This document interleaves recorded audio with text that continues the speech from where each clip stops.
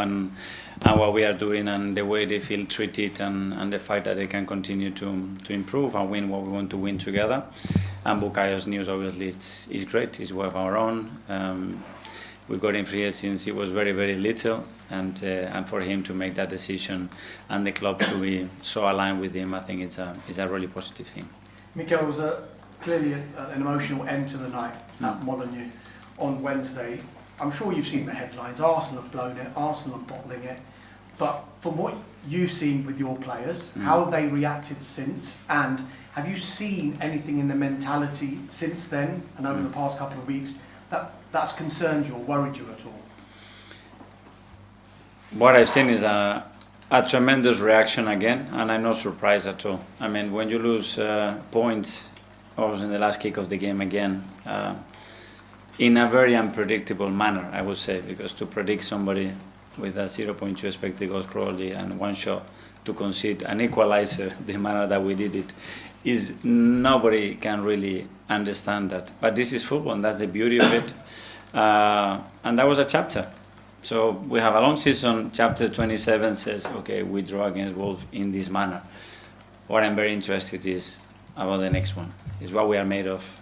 Okay, what do we do about this, and how we write our own destiny from here and going forward, and that's it. And you have to react to that because life moves on. The result has to stay unfortunate as it was. There is nothing else we can do. What we can do is a lot. Is what's going to happen next.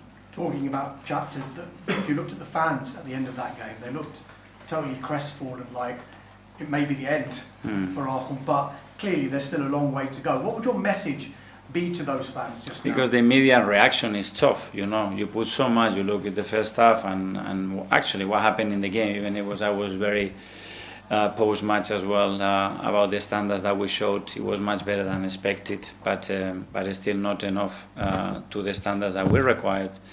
Very difficult to understand. So it is a shock in the system, but they've been incredibly good without. And we wanted to give them the victory. We couldn't, and we have to move on. You say move on. It's a small matter of a North London derby next. Tottenham Hotspur may see this as an opportunity to dent your title chances, but from your perspective, is this almost maybe the perfect fixture for Arsenal after what's happened in the last couple of games? It's the one we have after, and it's the one that we cannot wait to play. If we could play today, I think we would all love to play today to get that feeling that we have in our tummies and use it in the right way, and we'll have to show on Sunday. How big a challenge is it preparing for this game, particularly that they've got a new manager? Because I'm sure you would have prepared for Tottenham Hotspur knowing that Thomas Frank is in charge, and this is now his first game in Igor Tudor. Well, I think it's happened 7 times already to us this season, so we are getting used to it. We have analysed everything that he's done in his career, in different clubs, different formations, the players that they have available, and from there, of course, we will have the capacity to adapt in relation to what the game requires, but the main focus as well is on what we have to do to win. Finally for me, Mikel, I'm sure you've seen the incident in midweek involving Vinicius Junior. Just more on a general theme, have you had conversations with your players if an incident like that was to arise during a game, and have you spoken about what would happen in an instance like that? For example, if they said, I want to walk off the pitch, I don't want to play, is that something that you'd back, that you'd support? Well, that's why we have meetings with the Premier League or UEFA before the season starts, to make sure that everybody is very aware of the protocols and what we expect from each other. Obviously, there is no room for racism in this sport. I think we need to stick to that. And then the manner of acting, I think you have to go case by case to understand what's the best option. Thank you very much. Thank you. We'll go to Sarah from the crowd. Hi, Mikel. Hi. Obviously, it's easy to overanalyse things when a team drops points. But I want to talk about something you just mentioned to Sky there about conceding late. The late goal against Wolves, obviously no one could have predicted that, and it came from a very random situation. But we've got Villa, Liverpool, Sunderland and Man United, goals conceded after the 80-minute mark. Do you believe these are all isolated incidences or mistakes? Or do you believe that towards the end of the match, maybe Arsenal defend too much, so got too much pressure, and there's something that can be fixed? I think every game has had different situations. We have one as well against Palace in the Carabao Cup as well, in the 90-something. So there are different situations to analyse. certainly is not the intention to defend any result. That's not the mindset of the players. Sometimes you have to be creative with the opposition, and sometimes because you are not doing exactly what the game demands in certain aspects with the ball, which is more what happened on that one, but soaking pressure without conceding a single shot as well, which is the reality of what happened. The Villa one was, in my opinion, very different the last 7 or 8 minutes of that game. We've seen Zubimendi and Timber's stats, they're the highest outfield players for their minutes this season, and we could say, as we approach 12 games left, they're looking fatigued and their level of drop, which is normal. For me, they look great. Yeah, they do, obviously it's normal for some players to drop. But I've asked you previously about Norgard, I'm going to ask you again. When it comes to sometimes when players do that regular drop in performance, what are you assessing ahead of picking your team that maybe Norgard can't come in sometimes and replace Zubimendi?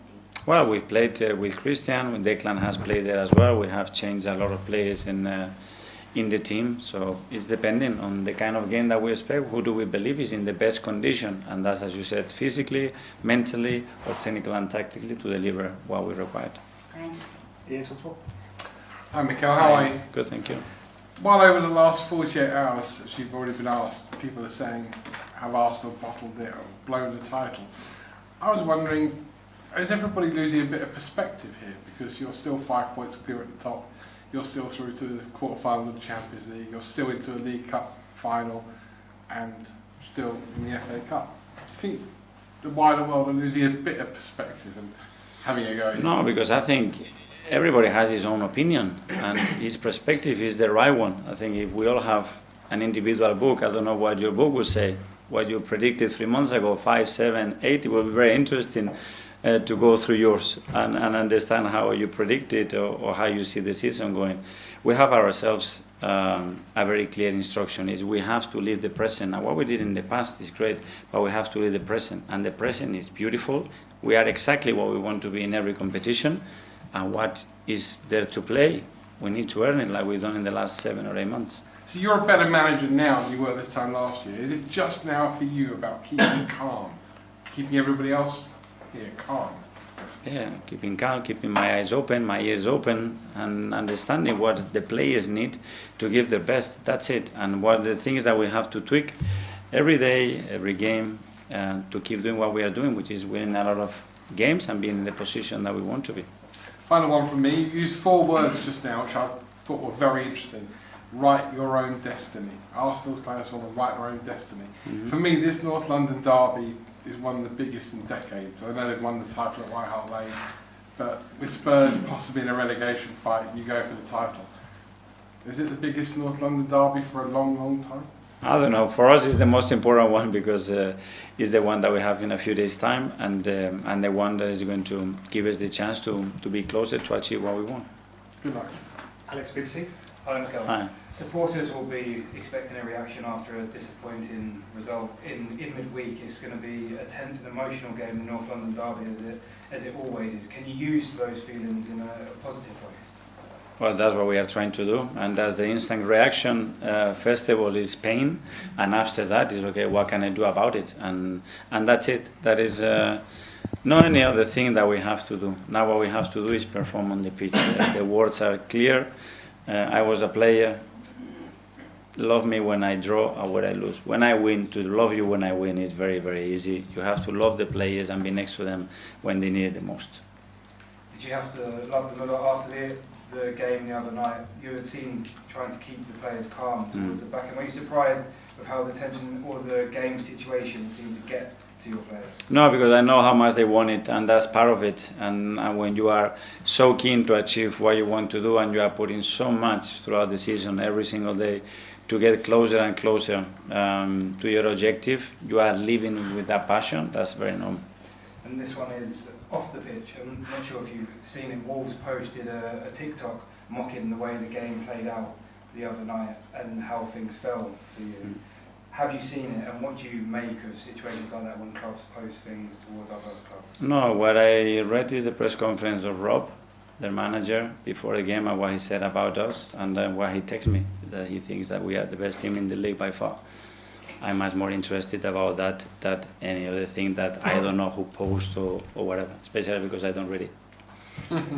Goes Tom from Reach. Hi Mikel. Can I ask you about game states and the idea of taking 1-goal leads in games? What are the core principles for you when your team takes a lead in the game? What do you want to follow next? I know that game states throughout different periods. He scored the second and the third one.